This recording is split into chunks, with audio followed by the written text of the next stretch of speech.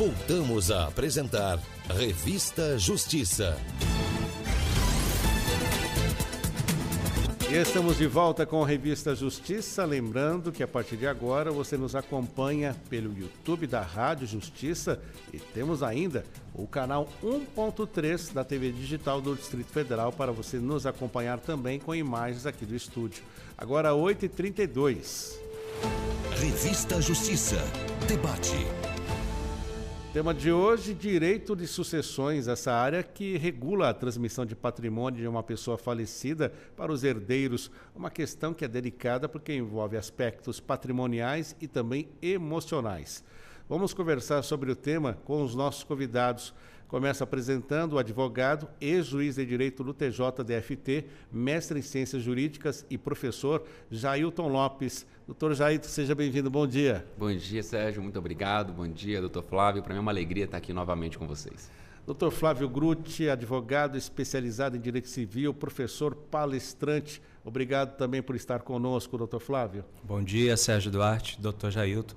Sobretudo meus amigos, que prazer estar aqui com vocês. E vamos lá. Doutor Jailton, quando esteve aqui, ainda era juiz de direito do TJDFT. Uma curiosidade que todo mundo deve perguntar: como é que está a vida de volta à advocacia, doutor Jailton? A advocacia é muito desafiadora, né? Eu já a experimentei antes de me tornar juiz e retornei à advocacia. Estou gostando bastante, porque eu acho que esses desafios eles são importantes, eles nos movem sempre, né? Então, graças a Deus, a advocacia está indo bem. Esse assunto, o direito das sucessões, também porque chama tanta atenção do senhor, e o senhor também é uma referência nesse assunto.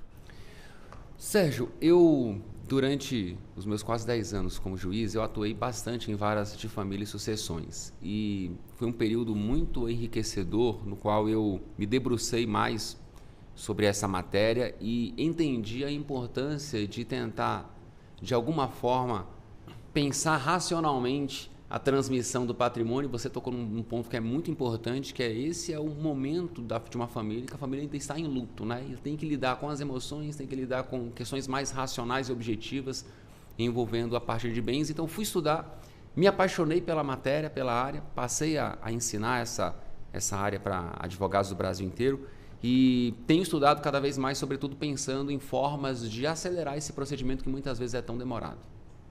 E para o senhor, doutor Flávio Grutti, direito de família, o senhor já esteve aqui tantas vezes com os assuntos variados do direito de família e também o direito de sucessões é algo envolvente que, para quem gosta, vai e segue em frente, aprofunda e vai tirando ali nuances para uma performance melhor quando os pedidos são feitos? Eu acho que o direito das famílias e o direito das sucessões são os ramos mais desafiadores do direito e, para os advogados, é o nicho que viabiliza um retorno financeiro, porque as causas são frequentes. Normalmente um advogado, quando trata de um divórcio e faz um trabalho bem feito, ele vai ser contratado para uma eventual morte na família. Ou seja, são ramos que andam juntos. E o brasileiro, antes da pandemia, da Covid, ele não pensava muito que a vida era finita.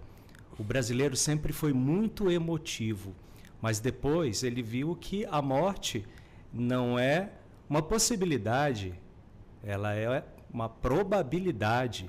Hoje estamos aqui, amanhã provavelmente. Depois da Covid veio aquele boom de testamentos. Eu, por exemplo, lecionava testamento há vários anos, mas havia feito 1 ou 2 depois da pandemia, da qual eu quase fui vítima.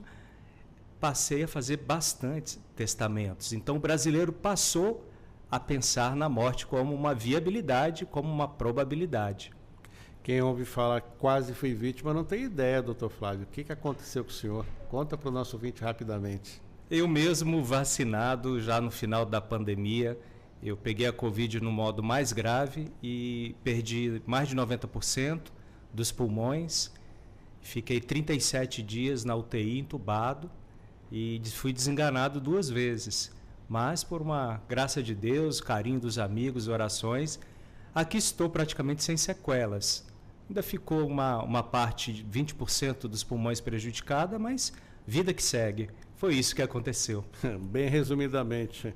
Doutor Jailton, a experiência que o senhor teve estando lá no TJ também serve para trazer pontos que o senhor encontrava justamente nessas peças que haviam falhas, o que dificulta um pouco também, além da questão emocional, né? O direito de sucessões, os pedidos que são feitos. Perfeito. Eu encaro os inventários da seguinte forma. Eu costumo dizer que o advogado precisa ser a razão daquela família. Coração fica com a família. Infelizmente o ente querido não volta mais, pelo menos não nesse mundo terreno. Então o advogado tem que, primeira coisa é ele mostrar para a família que agora é hora de pensar na forma mais rápida e eficaz para transmitir o patrimônio. E quando o inventário ele começa de forma equivocada, seja na descrição do patrimônio, seja na qualificação correta dos herdeiros, na titularidade de cada herdeiro, ele tende a ser um procedimento mais burocrático, porque o juiz ele está imerso a diversos processos. E o inventário, quando ele começa errado e o juiz começa a determinar juntada de mais documentos, esse processo começa a ficar um pouco mais bagunçado, digamos assim. E ele se torna, às vezes, burocrático por um equívoco no início do processo. Eu costumo dizer que a fase das primeiras declarações, porque basicamente o procedimento judicial sujeito requer a abertura do inventário, uma petição simples, pedindo para que o juiz nomeie um inventariante, o juiz então nomeia o inventariante e esse inventariante já tem um prazo para apresentar, para prestar compromisso, que vai cumprir bem e fielmente o seu encargo e apresentar as primeiras declarações. As primeiras declarações são a peça na qual o inventariante vai relacionar todos os bens já conhecidos, porque pode ser que haja outros bens que ele ainda não conhece. Então, mas ele tem que descrever corretamente esses bens, qualificar todos os herdeiros, já descrever eventuais dívidas e juntar todos os documentos necessários.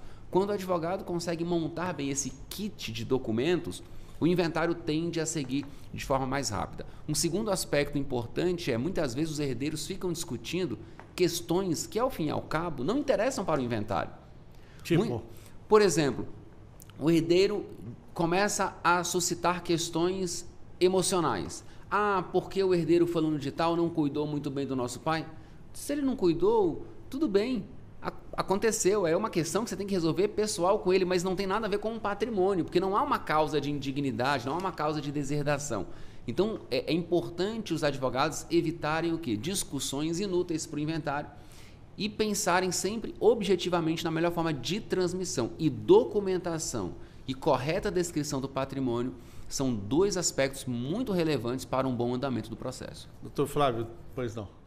Sérgio, o que é interessante que em direito das famílias e direito das sucessões, se o advogado pegar a pilha emocional do cliente, não se vai a lugar nenhum.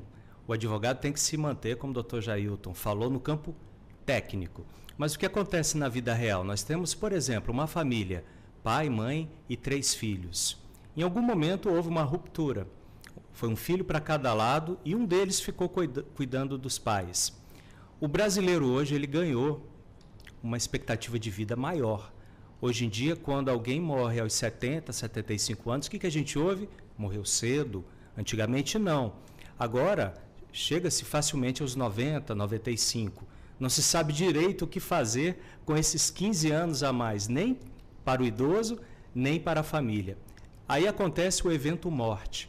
Quando acontece o evento morte, os filhos que estavam separados se unem novamente, mas não com o objetivo de proporcionar momentos bons para o idoso que se aproxima da morte, mas para verificar patrimônio.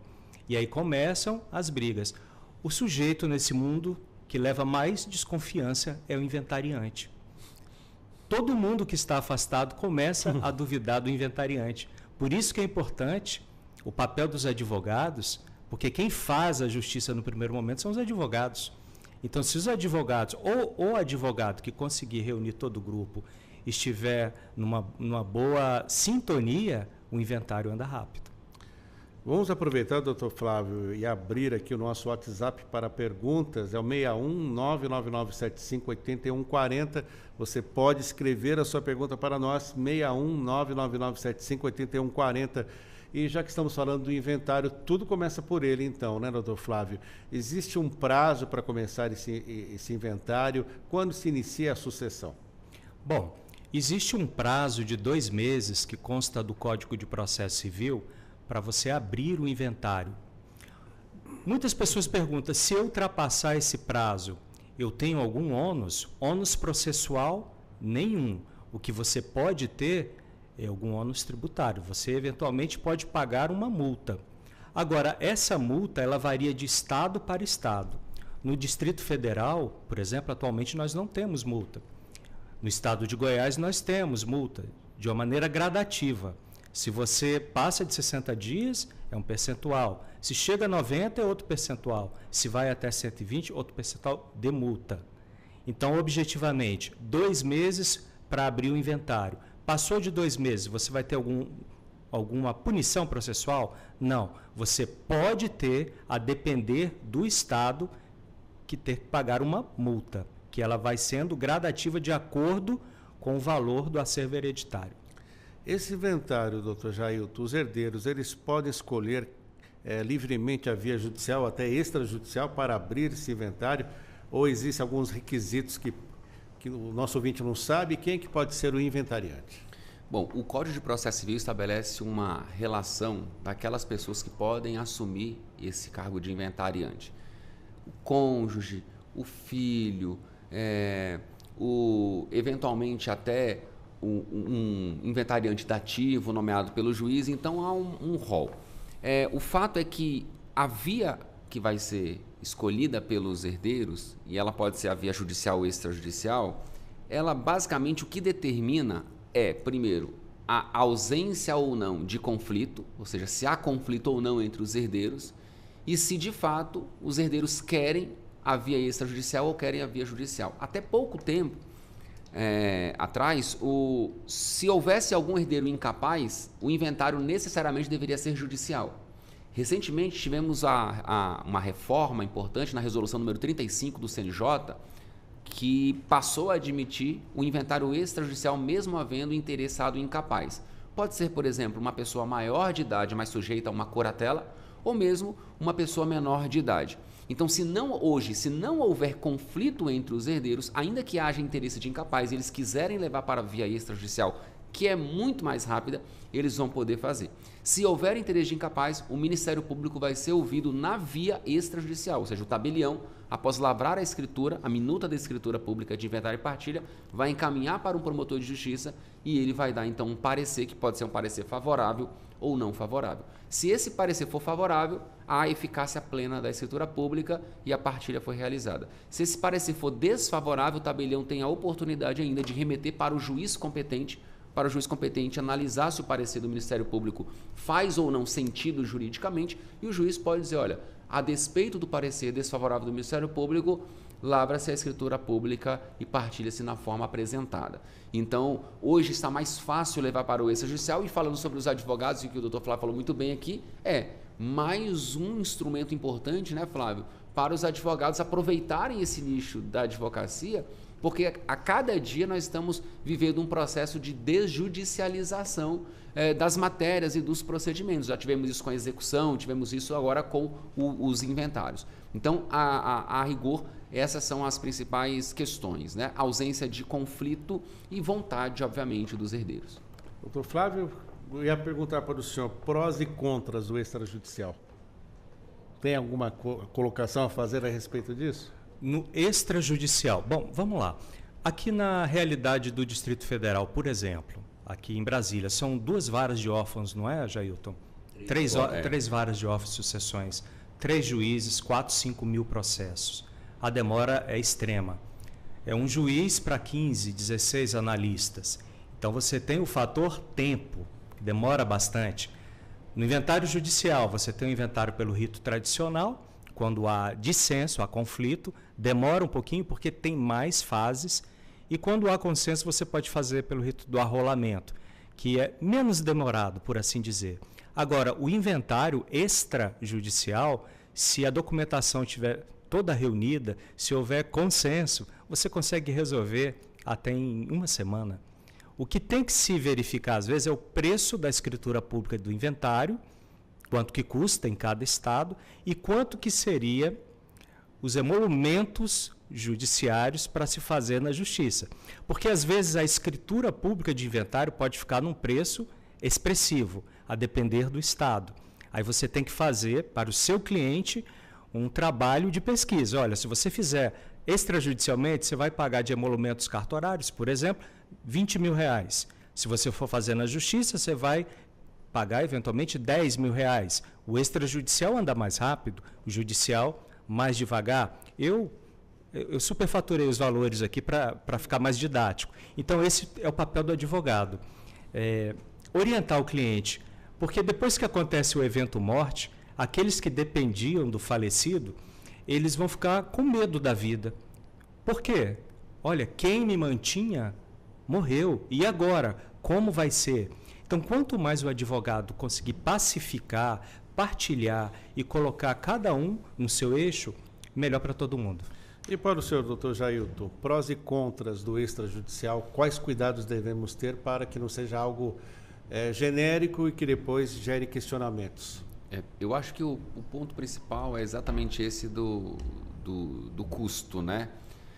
Muitas pessoas preferem, muitas vezes, o inventário judicial, porque lá eles conseguem obter a gratuidade de justiça. Não que no extrajudicial não seja possível. É possível, mas é muito difícil obter a gratuidade de justiça no extrajudicial. O que facilitou agora, então esse é o principal fator hoje. Muitas vezes os herdeiros estão de acordo, eles sabem como vai se dar a partilha, mas eles falam para o advogado: olha, doutor, hoje nós não temos condições para arcar com o custo dos emolumentos do extrajudicial. E mais, o tributo no inventário extrajudicial deve ser recolhido antes. Então, o tabelião só lavra a escritura pública se você apresentar o comprovante do recolhimento do ITCMD. Então, esse é um fator que muitas vezes desestimula o inventário extrajudicial. Porém, essa mesma reforma da Resolução 35, que admitiu o inventário envolvendo incapaz, admitiu também a venda de bens no inventário extrajudicial, que antes somente poderia ser feita no inventário judicial com a autorização do juiz. Ou seja, eu tenho uma relação de bens que eu vou partilhar e falo: juiz, eu quero destacar esse imóvel e quero autorização para eu vender esse imóvel e com esse dinheiro eu poder pagar o ITCMD, que é o tributo, e pagar as custas aqui do processo. Agora, no extrajudicial é possível.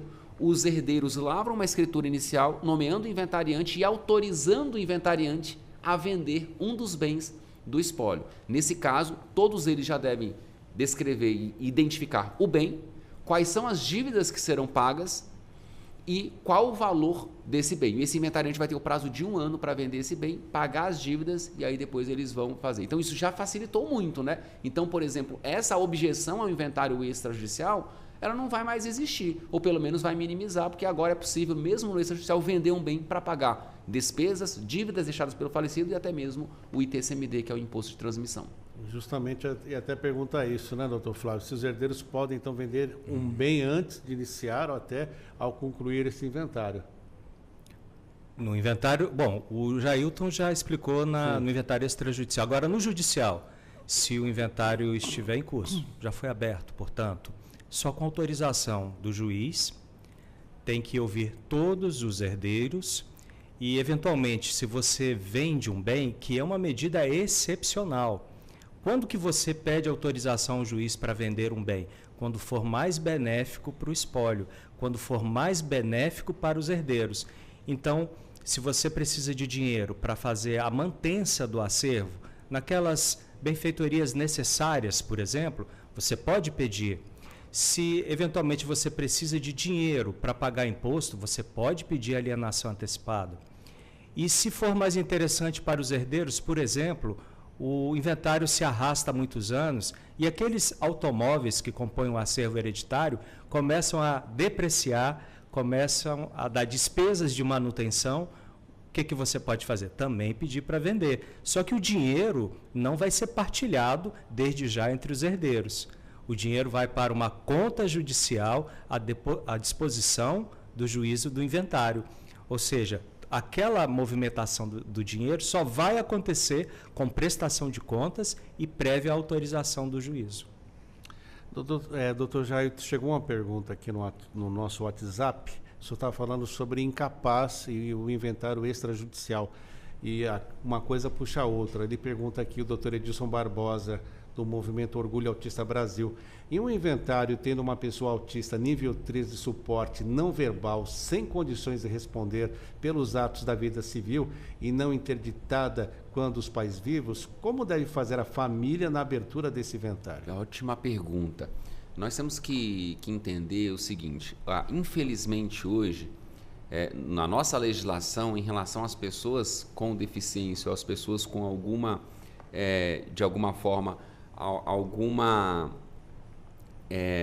limitação para o exercício dos atos da vida civil, nós não falamos mais sobre incapacidade, né? Embora a resolução número 35, com essa última alteração, mantenha essa expressão ainda herdeiro incapaz, as pessoas com deficiência são plenamente capazes, e isso o Estatuto da Pessoa com Deficiência nos diz. É óbvio que quando uma pessoa, por alguma razão, por alguma circunstância da vida, ela não consegue exprimir sua vontade plenamente, obviamente que ela vai precisar estar representada ou assistida a depender desse grau de limitação que ela tem. Então, nesses casos, no inventário extrajudicial, é preciso, primeiro, interditar essa pessoa, ou seja, até a expressão interdição se critica muito à luz do Estatuto da Pessoa com Deficiência, ou seja, iniciar um procedimento para sujeitar essa pessoa a uma medida de proteção, que é a curatela, ou mesmo um instituto muito importante também, que é a tomada de decisão apoiada, quando a pessoa consegue exprimir sua vontade, mas necessita de um apoiador. Então, nesses casos de inventário extrajudicial, é muito importante que a família antes abra um procedimento para sujeitar aquela pessoa a uma curatela, porque ela vai ter que estar devidamente representada.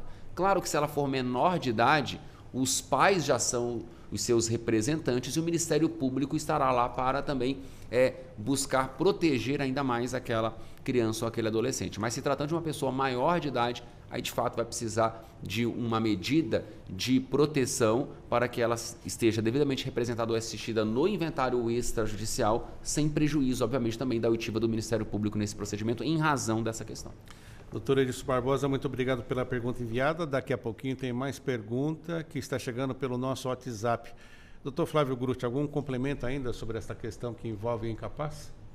A questão da interdição que o doutor Jailton falou, isso, quando você cogita na família, gera um impacto muito ruim, porque quando fala em interdição, você pensa em incapacidade, você pensa até que seria uma traição ao seu ente querido. E, na verdade, é um instituto do direito que é necessário.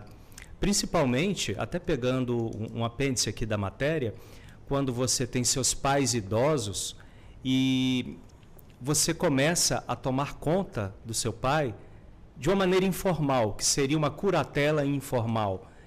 Isso pode dar algum problema lá na frente, porque algum irmão pode eventualmente cogitar que você está cuidando mal do pai, que eventualmente você esteja gerindo mal os recursos.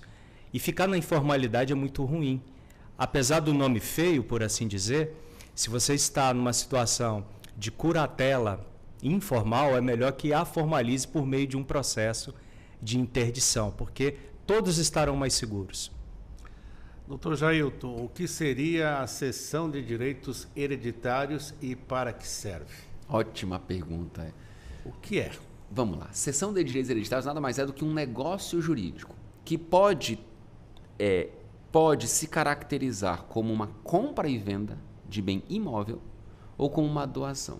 Então, basicamente, se eu sou herdeiro, eu posso ceder os meus direitos sobre aquela herança. Eu não cedo a minha qualidade de herdeiro porque ela é intransmissível. Só eu sou filho.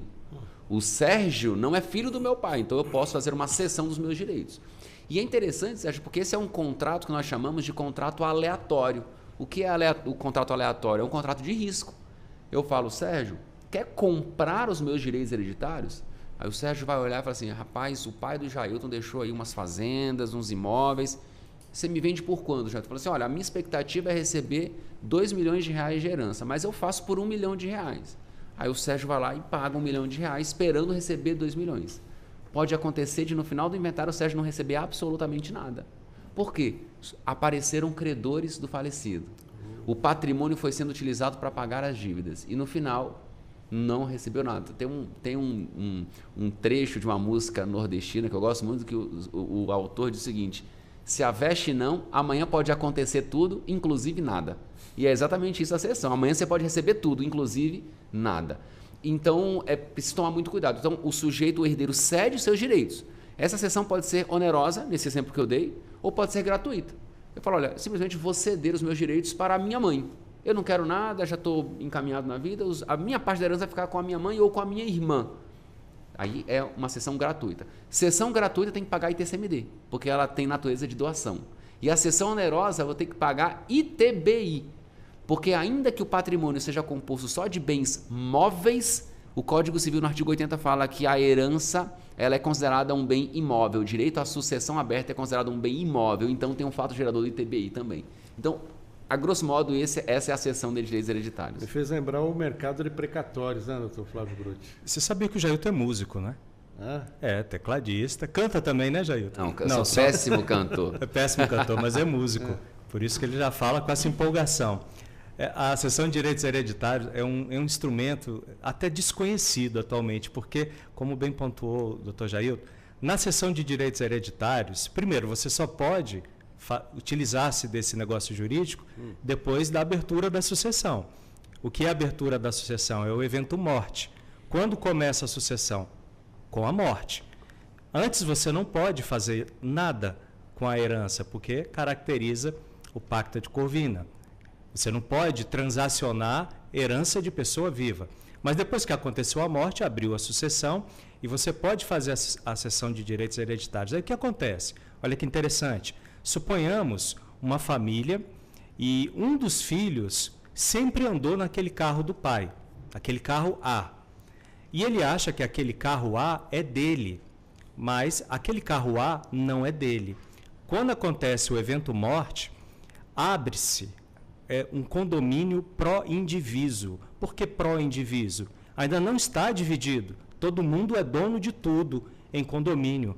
Flávio, aquele filho que está lá no Japão, bem separado da família, ele passa a ser dono de tudo igual aqueles outros dois que estão aqui no Brasil? Passa. E aquele carro que o filho mais velho utiliza é dele? Não, não é dele se está em nome do pai. Então, a cessão de direitos hereditários, você não singulariza o bem. Esse filho, no nosso personagem, ele não pode fazer uma cessão de direitos hereditários onerosa, te vendendo, e estou vendendo o meu carro, porque o carro não é dele, o carro é de todos. Cessão de direitos hereditários, você vende o seu direito à herança, a sua quota-parte, integral ou parcial, não sei, mas você não singulariza o bem. Aí surge aquela questão de muitos contratos de gaveta no curso do inventário, que os herdeiros falam, não, nós estamos todos acordes com a venda, e acabam vendendo aquele bem sem autorização do juiz. Isso é muito perigoso, porque pode aparecer um outro herdeiro que estava sumido, pode aparecer dívidas a serem pagas, e aquela transação, ainda que seja com terceiro de boa-fé, pode ser ineficaz para o inventário. Ainda sobre essa seção de direitos hereditários, me lembrou aquele mercado dos precatórios. É algo parecido assim? Seria, doutor Jailton? É porque a analogia ela é interessante exatamente porque o sujeito que compra um crédito, ele também, de certa forma, acaba assumindo um certo risco, né? O risco temporal e outros riscos também que são ali, claramente estão relacionados àquela operação. Mas, assim, em relação à cessão de direitos hereditários, eu até acho que talvez o risco seja até maior, né? Quando essa cessão ela é onerosa. Mas o Flávio tocou num ponto muito importante, que é esse que acontece muito no Brasil, do herdeiro que quer vender um bem singular, achando que por ele ser herdeiro ele vai ter direito àquele bem. Ele não sabe se ele vai ter direito àquele bem. Se o falecido deixou 4 imóveis e 4 herdeiros, e cada imóvel vale R$200 mil, por exemplo, ou seja, aparentemente está tudo muito bem desenhado, e o herdeiro resolve, por meio de uma cessão de direitos hereditários, alienar o bem número 1, ele também não sabe se ele vai ficar com o bem número 1, porque pode ser que o bem número 1 tenha que ser vendido para pagar as dívidas, então ele não pode fazer isso. A doutrina e a jurisprudência até tem admitido a cessão de bem singular, desde que todos os herdeiros concordem, façam por escritura pública e desde que não haja prejuízo para eventuais credores. Mas, na prática, a orientação que nós damos aqui, tanto eu e o Flávio já deu essa orientação, é não aliene bem singular por meio de cessão de direitos hereditários. E também não faça cessão de direitos hereditários por instrumento particular, porque a lei exige um instrumento público. Por enquanto. Enquanto não vier uma alteração no Código Civil, ainda se exige um instrumento público. 9h01, vamos fazer um intervalo no nosso debate. Aqui estamos falando sobre o direito de sucessões com o Dr. Jailton Lopes e Flávio Grutti. E já voltamos trazendo também perguntas que estão chegando pelo nosso WhatsApp. Não saia daí.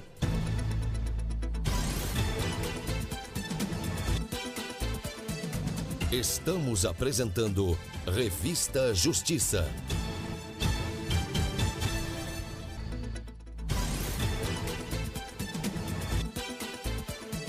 Voltamos a apresentar Revista Justiça. E estamos de volta com Revista Justiça, a última hora dessa sexta-feira, 27 de setembro de 2024, 9h05. Revista Justiça. Debate. Vamos para a segunda parte do nosso debate. Tema: o direito de sucessões, uma área que envolve a transmissão de patrimônio de uma pessoa falecida para os herdeiros. A questão que é complicada, delicada, envolve aspectos patrimoniais, emocionais. E estamos aqui com o Dr. Jailton Lopes, advogado e juiz de direito do TJDFT, mestre em ciências jurídicas e professor, e também o Dr. Flávio Grutti, advogado especializado em direito civil, professor, palestrante e também consultor. Dr. Jailton, vou aproveitar uma pergunta que chegou aqui pelo nosso WhatsApp. Inventário judicial. O inventariado era proprietário de uma empresa que possui um imóvel. Essa empresa, por ordem do juízo, não faz parte do inventário. É possível vender esse imóvel diretamente da empresa sem passar para o nome dos herdeiros, com a finalidade de economizar o ITCMD, ou é obrigatório, então, transferir esse imóvel para os herdeiros antes da venda? A pergunta da nossa ouvinte, Érica Oliveira. Obrigado, Érica. Ótima pergunta, vamos lá. E pergunta difícil, tá? Vamos tentar aqui resolver, vamos tentar de alguma forma ajudar a nossa ouvinte. Que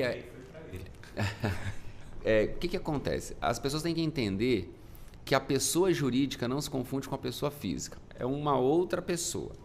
E essa pessoa jurídica, da mesma forma que a pessoa física, ela pode ter seus próprios bens. Então, os bens da pessoa jurídica não se confundem com os bens dos sócios.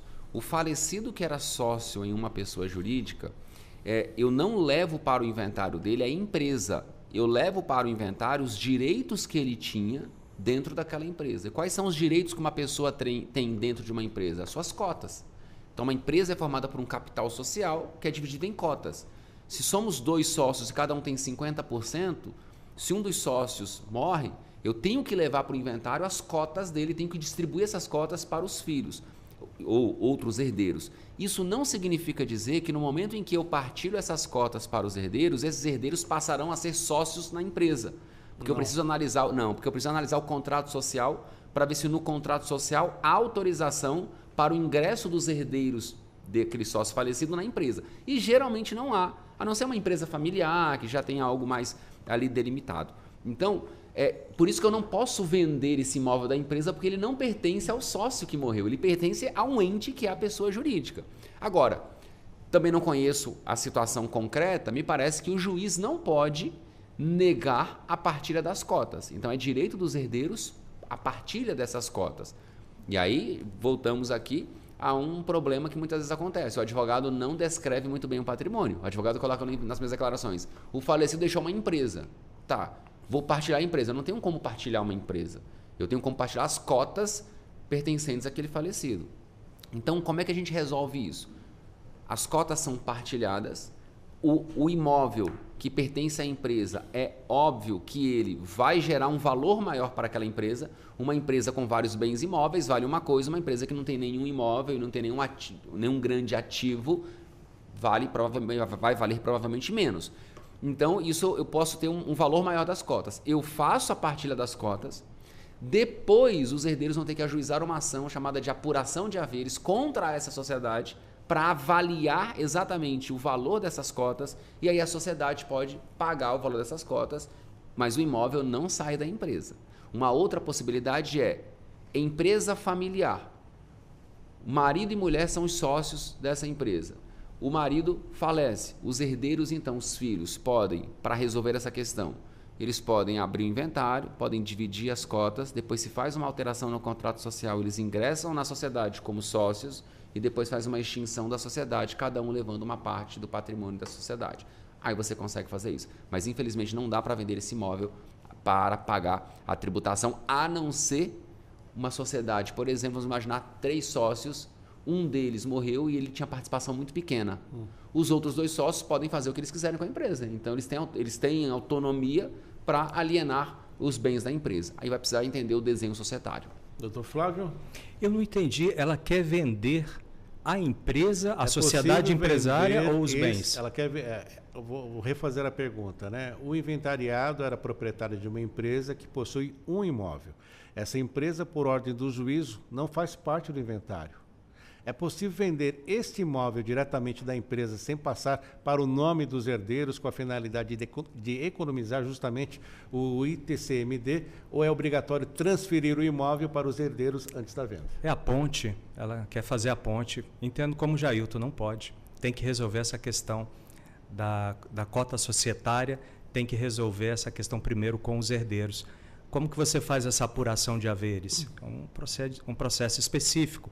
Porque para você ver o valor de uma cota, você não pega aquele capital que foi integralizado lá atrás, numa sociedade por cotas limitadas. Você tem que ver atualmente. Atualmente, quanto que vale aquela empresa? Você tem que aferir a parte patrimonial e a imaterial. O que aquela empresa tem? Por exemplo, tem o imóvel, 2 caminhões, 3 carros. E quanto vale a clientela daquela empresa? É a parte imaterial. Então, é a confluência desses 2 fatores que vai definir o valor da cota. Algum complemento ainda, doutor Jailton? Exatamente isso. É claro que a empresa, a depender do seu desenho societário, ela pode vender os seus bens. É claro que isso pode gerar depois um problema na hora de fazer essa apuração de haveres. Então, os herdeiros em si, eles não podem vender, até porque o imóvel não pertence nem ao falecido, nem aos próprios herdeiros, pertence à empresa. Então, a empresa, estando ainda ativa, com seu administrador ali representando a empresa pode vender os bens dela. Agora, o que ele vai fazer com o dinheiro, a gente vai precisar analisar. Se vai ser incorporado na própria sociedade ou se, de fato, ele vai depois distribuir informalmente, o que não é o mais adequado para os herdeiros. Doutor Flávio, agora vamos para uma outra questão sobre dinheiro em conta conjunta do cônjuge falecido e do sobrevivente.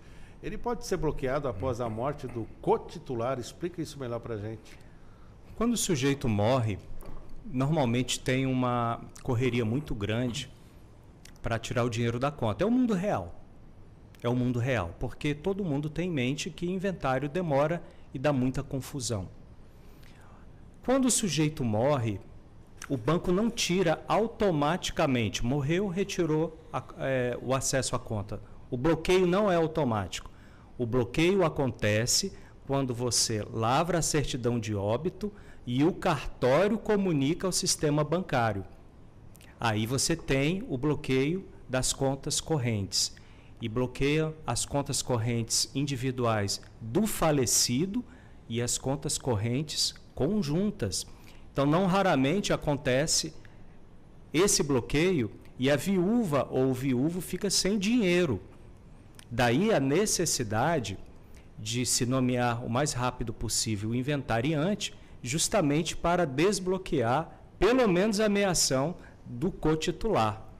Então vamos lá, objetivamente, morreu ao bloqueio da conta automático, não é automático com a morte. Vem depois da lavratura da certidão de óbito e o cartório vai informar o sistema bancário. Aí sim acontece esse bloqueio. E por falar em dinheiro, não sei se você me permite, uma das questões que é muito interessante é a tal da VGBL. VGBL é um plano de previdência aberto chamado de Vida Gerador Benefício Livre, VGBL. Isso é um dos pontos hoje em direito que mais dá controvérsia jurídica. Por quê? Suponhamos que o chefe da família, vamos colocar um personagem chamado João e Maria, ele instituiu a VGBL. E todo mês ele vai fazendo um aporte de recursos financeiros. ou faz um aporte apenas de uma grande quantia e deixa lá. Bom, a discussão é a seguinte: se o João morrer, esse dinheiro da VGBL, ele vai ingressar no inventário, sim ou não? O que prevalece é que VGBL tem natureza securitária e, por essa razão, não vai para o inventário quando o instituidor estabelece quem vai ser o beneficiário. Então, por exemplo, João e Maria têm 3 filhos, A, B e C. João faz uma VGBL e coloca na apólice que aquele valor da VGBL, quando acontecer o evento morte, vai ser distribuído à razão de 1/3 para cada filho. Portanto, indicou beneficiários. Aí, se o João falecer, esse dinheiro não vai para o inventário, porque tem natureza securitária. Agora, onde vem a discussão? Existem alguns posicionamentos isolados, né? Tem alguns tribunais, alguns julgados que entendem que não seria uma natureza securitária, mas seria um investimento. E em razão do investimento, todo mês o instituidor vai capitalizando dinheiro com algum objetivo. Isso normalmente é muito difícil de provar e fica afastado quando é indicado o beneficiário. Agora, finalizando, se você tem uma VGBL e João e Maria eventualmente se divorciam e fazem partilha, aí aquela VGBL, aquele dinheiro, ele vai ter a natureza de investimento, aí vai ser partilhado. Mas se eles continuam juntos e João falece, sai o direito de família de cena, entra o direito das sucessões, e você fazendo uma interpretação sistemática com o direito das sucessões e a natureza securitária, não vai para o inventário. Conseguiu compreender os dois termos? Está em vida, natureza de investimento, divorciou, partilha. Morreu, se tem a indicação do beneficiário, não vai para o inventário, não é sujeito a colação. Natureza securitária vai para os beneficiários que foram indicados pelo morto. Me fez até lembrar no passado, o doutor Jailton comentando nas redes sociais sobre a intenção do governo e a taxação da previdência privada, né, doutor Jailton? Exato, e nós temos hoje uma grande discussão sobre essa questão, principalmente se... O que acontece, na verdade? É que alguns estados, porque o imposto de transmissão causa-mortes, que é o famoso ITCMD, ou ITCD, como queiram chamar, ele é um imposto de competência dos estados. Então, o estado vai legislar sobre aquele tributo. E alguns estados já começaram a olhar para o VGBL, porque ele tem essa particularidade até como um instrumento de planejamento sucessório para você evitar o inventário de uma parte do patrimônio, que é aquele capital que foi formado, ele é pago diretamente aos herdeiros ou a qualquer outra pessoa eleita pelo instituidor e, consequentemente, tendo natureza securitária. O Código Civil diz que o seguro de vida ele não entra no inventário, então você já teria uma grande economia tributária. Alguns estados começaram a tributar, a prever em suas leis o seguinte: o ITCMD incide também sobre o VGBL. Essa questão chegou ao STJ e a segunda turma do STJ já firmou o entendimento, consolidou seu entendimento no sentido de que o VGBL não é fato gerador de ITCMD, afastando então a aplicação de eventuais leis estaduais que estão querendo ali tributar. A questão chegou ao Supremo Tribunal Federal agora também. Um recurso extraordinário, repercussão geral reconhecida, relatoria do ministro Dias Toffoli. O ministro Dias Toffoli entendeu, em um voto muito interessante, que tanto o VGBL quanto o PGBL, que é um outro plano de previdência aberto também, eles não são fatos geradores de ITCMD. E isso, para a comunidade jurídica que atua com inventários e com planejamento sucessório, foi uma festa. Todo mundo gostou do entendimento, porque é algo já que é defendido há um bom tempo por estudiosos na matéria. E esse voto do ministro Dias Toffoli foi acompanhado pelo ministro Alexandre de Moraes e pelo ministro Flávio Dino. Então, no Supremo hoje, nós já temos 3 votos favoráveis à não incidência do ITCMD em relação ao VGBL. O ministro Gilmar Mendes, salvo engano, pediu vista e aí ainda estamos aguardando o julgamento, mas para nós que atuamos com a área de inventários e com planejamento patrimonial, estamos ansiosos pela decisão aí do Supremo Tribunal Federal, o resultado desse julgado. Só não venham falar de meritocracia, né, para fazer jus a receber a herança. Aí algumas pessoas aí defendem isso, dizendo que, olha, o imposto sobre a herança no Brasil, ele é muito baixo. Se olharmos em termos de percentual, a alíquota, de fato, outros países tributam muito mais. Mas nós temos que entender que no nosso país a carga tributária ela é muito elevada. E nós não podemos considerar só ali a alíquota do ITCMD no momento da morte. Temos que analisar que o sujeito em vida já gastou muito, já pagou muito tributo também. E muitas vezes o fator tributário é o fator que gera a demora dos inventários e gera a desvalorização do patrimônio, o que é ruim para a economia nacional também. Então, se a gente olhar com cuidado, com carinho, com responsabilidade essa questão, eu acho que nós temos que encontrar ali um caminho mais interessante para evitar uma supertaxação, digamos assim, entre parênteses, e evitar que esse aumento da alíquota gere também um desestímulo para o inventário e gere o aumento da informalidade no Brasil, que não é bom para ninguém. Doutor Flávio, vamos falar de alteração do Código Civil, temos um anteprojeto. E como fica então o direito sucessório? Temos preocupações? Como os senhores estão acompanhando? Há preocupação ou não há? Eu vejo que há uma controvérsia muito grande relacionada à figura do cônjuge e do companheiro, que tem o mesmo tratamento atualmente. Eu vejo algumas notícias dizendo que o cônjuge e o companheiro vão deixar de ser herdeiros necessários, não vão ter direito à herança. Não é nada disso. A alteração não tem esse alcance, eles continuam herdeiros. Mas há uma diferença. Hoje em dia, no ordenamento jurídico atual, os herdeiros necessários são os descendentes, os ascendentes, e na terceira classe, eu falei as duas primeiras classes, vêm os cônjuges e companheiros. Depois nós temos a quarta classe, que são os herdeiros facultativos, que começam nos colaterais. Esse é o arcabouço jurídico de hoje. No anteprojeto, a proposta é retirar o cônjuge e o companheiro da qualidade de herdeiro necessário. Com isso, ele deixa de ser concorrente com os descendentes e os ascendentes. Sim. Mas na ausência de descendente ou ascendente, ele continua com direito à herança. Vamos exemplificar. Hoje, por exemplo, o que regulamenta a concorrência de cônjuge com os descendentes do morto é o artigo 1829, inciso 1º do Código Civil. E lá tem algumas regras que, a depender do regime de casamento, o cônjuge vai concorrer com os filhos. Por exemplo, era casado com um falecido no regime de comunhão parcial de bens, e esse falecido deixou bens particulares dele. Bens que ele já tinha antes do casamento, ou que ele recebeu, por exemplo, de doação ou de herança. São bens particulares. Nesses bens particulares, hoje, a esposa não meia, mas ela pode, eventualmente, ser herdeira concorrente com os filhos. Hoje, no arcabouço jurídico, a qualidade de herdeira necessária do cônjuge ou companheiro permite que haja concorrência com os filhos. Agora, se ela deixar a qualidade de herdeira necessária de terceira classe, ela vai se tornar herdeira facultativa.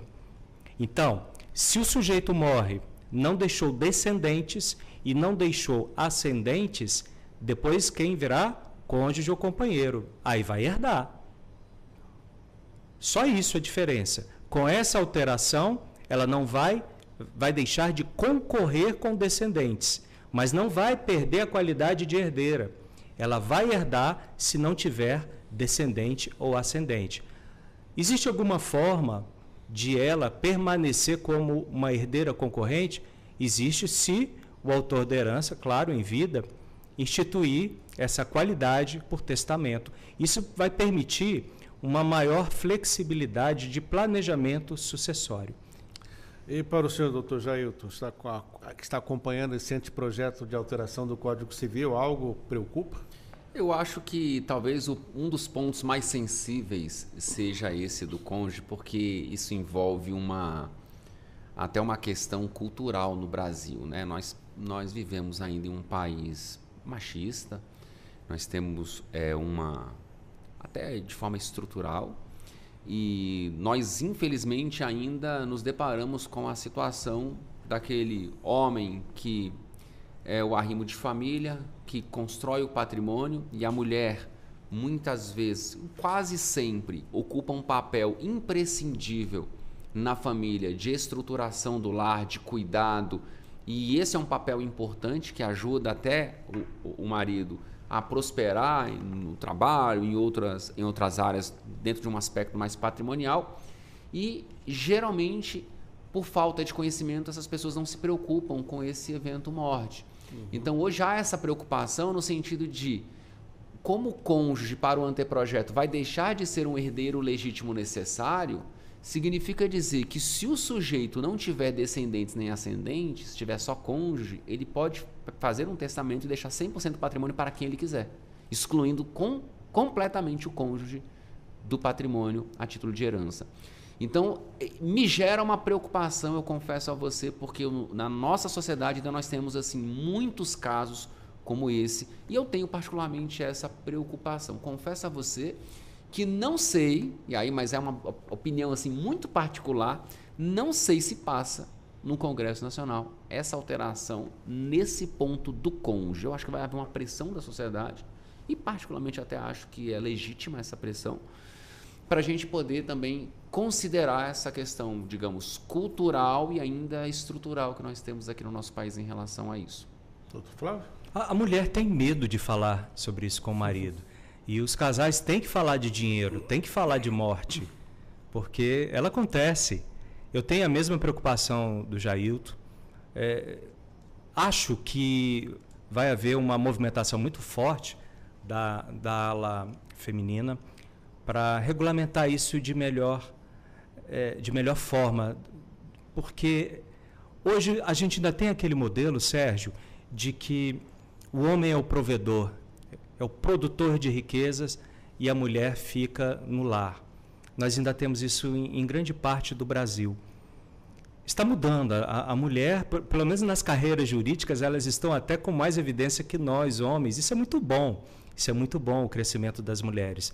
Mas, repito, ainda há um receio muito grande da maior parte das mulheres de falar sobre dinheiro com os maridos. Inclusive, é muito comum, depois do evento morte, a viúva não sabe sequer se o falecido deixou 1, 2, 3 ou 10 contas correntes. Ficam literalmente apenas com os filhos e sem nenhum dinheiro, porque depois o cartório bloqueia a conta bancária quando informa ao sistema bancário. Então é uma preocupação muito grande, Sérgio. Doutor Jailton, temos hoje aí novas composições familiares, muito se fala de poliamor, né? Trisais. Isso também afeta o direito de família, as questões que envolvem justamente o que estamos falando aqui, as sucessões? Como é que está isso? Como que o advogado tem que se aprimorar e se atualizar? Essa é uma questão, uma das talvez mais polêmicas, né? Por quê? Porque o anteprojeto do Código Civil, de reforma do Código Civil, perdeu uma grande oportunidade, que foi a de olhar com atenção para esse fenômeno. Aqui nós não estamos dizendo que é legal ou é ilegal, não, legal ou ilegal não, mas se é moral ou imoral. Isso aqui, quem atua com direito tem que pensar o seguinte: de que forma nós vamos poder proteger essas pessoas que vivem nessa situação? Porque isso é crescente no Brasil e no mundo. Ou seja, o poliamor, o poliafeto. Se eu tenho 3 ou mais pessoas que têm uma relação afetiva e se enxergam como família e vivem de fato em um núcleo familiar, hoje, se essas pessoas não têm uma proteção legal, não há lei protegendo essas pessoas dentro de aspectos patrimoniais. Se as pessoas vão hoje a um tabelionato de notas, buscando uma proteção, pedindo ao tabelião que ele lavre uma escritura pública declaratória para que elas possam declarar que de fato elas vivem em uma união poliafetiva e querem o mesmo tratamento de uma união estável e, consequentemente, direitos patrimoniais decorrentes de uma eventual ruptura dessa relação, seja pela separação de fato, seja pela morte, essas pessoas não vão conseguir. Porque o CNJ proibiu os cartórios de lavrar esse tipo de escritura.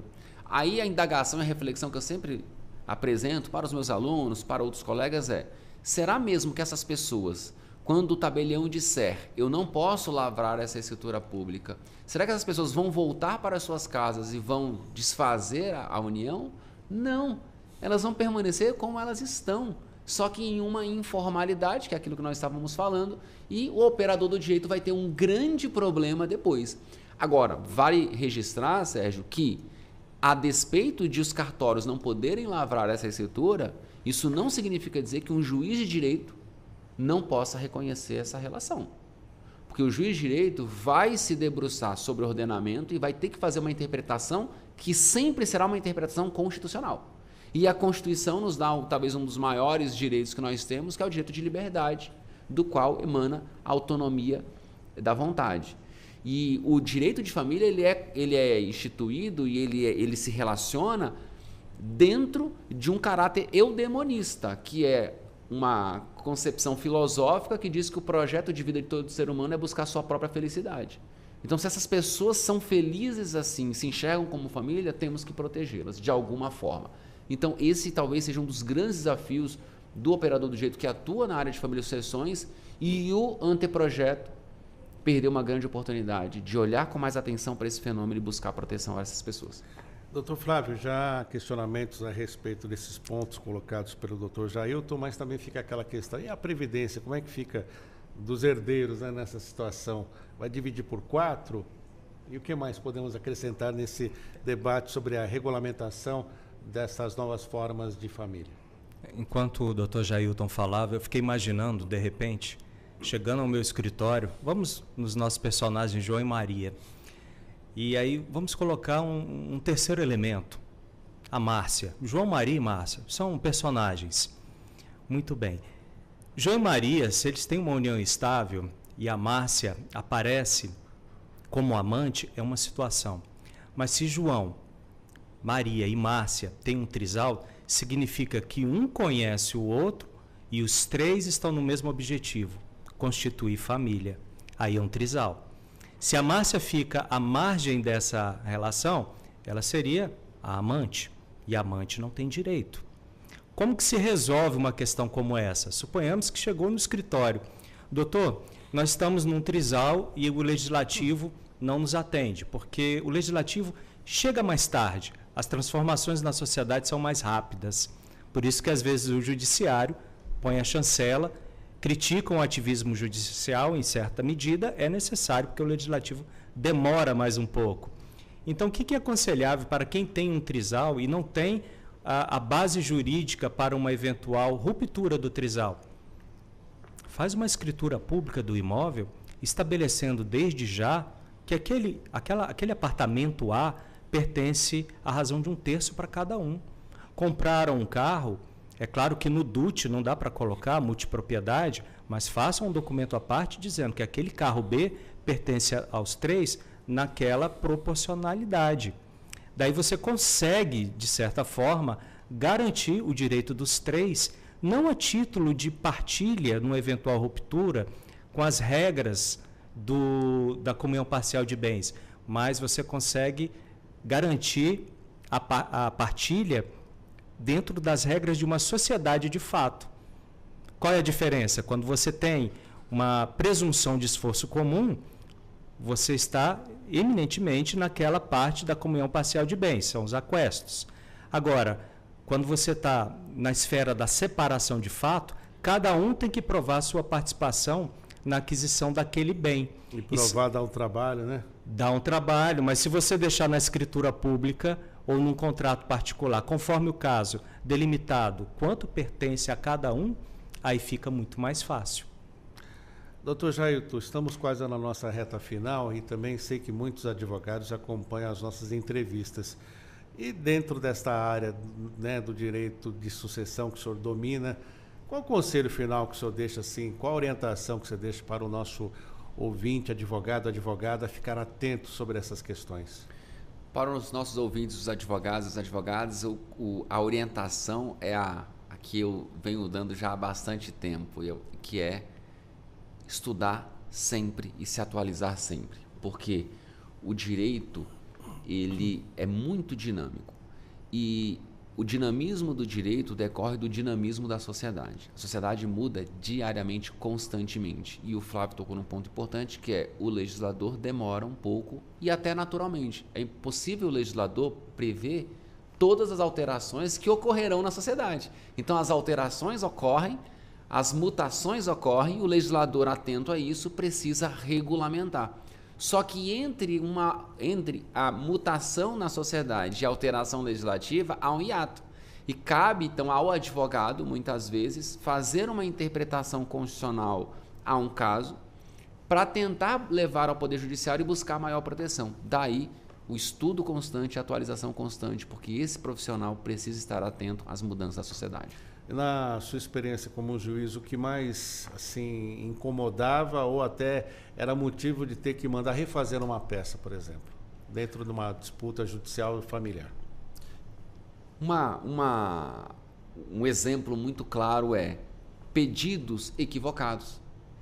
A via utilizada, uma via equivocada. Vou te dar um exemplo que para mim ele é muito emblemático. Certa vez, Flávio e Sérgio, eu estava no meu gabinete e aí entrou uma advogada e falou assim: doutor Jailton, eu acabei de peticionar, que vim aqui despachar com o senhor. Eu falei: pois não, doutor. E ela falou assim: não, doutor, é porque eu tenho um pedido aqui que um herdeiro foi excluído do inventário, ele tem que ser incluído aqui, porque ele é filho do falecido. Eu falei assim: tá bom, vou analisar.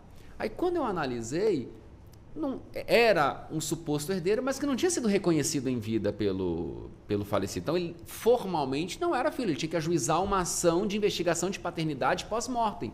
E eu indeferi, obviamente, o pedido. E ela retornou no outro dia falando assim: doutor, o senhor indeferiu meu pedido? Eu falei assim: doutora, porque tem que ajuizar. E ela trouxe a foto do filho e falou assim: olha, doutor, olha para o falecido aqui, olha para é a cara dele, é filho. Parecia. Aí eu falei assim, aí tive que dizer: não, doutora, mas eu não posso simplesmente olhar a fotografia e já reconhecer como filho, não compete a mim, tem uma vara de família que vai analisar. Então, tem que ser técnico, por isso tem que estudar e se atualizar, porque a tecnicidade é imprescindível para um bom andamento de qualquer processo. Doutor Flávio Grutti, estamos na nossa reta final. Quero já agradecer a sua participação aqui na Rádio Justiça, advogado, especializado em direito civil, palestrante, professor, consultor. Obrigado por estar conosco aqui na Rádio Justiça. E qual o seu conselho final ainda sobre esse tema tão caro, né? Casais, não percam o romantismo no casamento, mas desromantizem, inventei agora essa palavra, a questão patrimonial. Saibam que a nossa vida não é infinita, é finita. Procurem advogados especializados e comecem a pensar como será ou como poderia ser ou como poderá ser o dia seguinte, porque hoje estamos aqui, amanhã provavelmente vamos pensar em como vamos deixar nossos entes queridos se eventualmente a morte chegar. E principalmente que eu vejo muita confusão judicial é que as pessoas vão deixando as coisas rolarem, né? Ou a pessoa morreu, a empresa ficou lá e não foi dado continuidade. Não estou falando do caso da pergunta que nós recebemos, não. Mas quando vai ver, então, já tem outras pessoas envolvidas e os fundadores da empresa já morreram. Isso vai gerando um pacote muito grande para ser resolvido. Os problemas vão se amontoando em espiral. Não pode, como diz no velho ditado, empurrar com a barriga. Tem que ir para cima, tem que resolver, até para todos se estabilizarem emocionalmente e continuar suas jornadas. Muito obrigado, doutor Flávio Grutti. Agradeço também ao advogado, ex-juiz de Direito do Tribunal de Justiça do Distrito Federal e Territórios. Ele é mestre em Ciências Jurídicas e professor Jailton Lopes. Muito obrigado por estar conosco aqui. As suas considerações finais, doutor Jailton. Muito obrigado, Sérgio. Sempre é um prazer estar aqui na Rádio Justiça, hoje ao lado do querido amigo, professor Flávio Grutti, e quero dizer que estarei sempre à disposição, mandar um abraço para os nossos ouvintes. Obrigado aí pela nossa audiência de hoje. Espero retornar em breve com outras considerações sobre outros tantos temas relevantes do direito. Muito obrigado. Eu, rapidamente, que está ainda com um tempinho, qual o conselho final, então, agora para o nosso ouvinte, não para o advogado? Para o ouvinte, é exatamente na linha daquilo que o Flávio falou, pensar mais no patrimônio e tentar sair um pouco da informalidade e aquele jeitinho brasileiro de deixar sempre para amanhã. Muitas vezes é muito fácil de você regularizar o seu patrimônio, você vai deixando para amanhã, muitas vezes se esquecendo que a morte é um evento futuro e certo. Futuro, e todos nós passaremos por ela. Então nós temos que, de alguma forma, buscar regularizar essas situações patrimoniais para que os nossos sucessores possam tocar a vida e haja uma transmissão menos conflituosa do patrimônio. Só um dado, Sérgio, importante, você falou sobre empresas, 95% das empresas no Brasil são familiares, 95%. E dessas 95%, mais da metade não passa para a próxima geração. Ou seja, então nós temos um problema crônico no Brasil. As empresas são familiares, quem produz no Brasil é a família. A família produz muito com as empresas familiares. Só que se você imaginar que a grande maioria não vai passar para os herdeiros desses patriarcas, isso preocupa. Então os empresários hoje que têm empresas familiares se preocupam com essa sucessão, é importante que eles se preocupem também com o planejamento patrimonial e sucessório. Muito obrigado mais uma vez, Dr. Jailton Lopes, Dr. Flávio Grutti. E lembrando que esse debate vai ficar disponível também no YouTube da Rádio Justiça. 9h40, intervalo, na volta o nosso giro de informações do Poder Judiciário Brasileiro. Até já.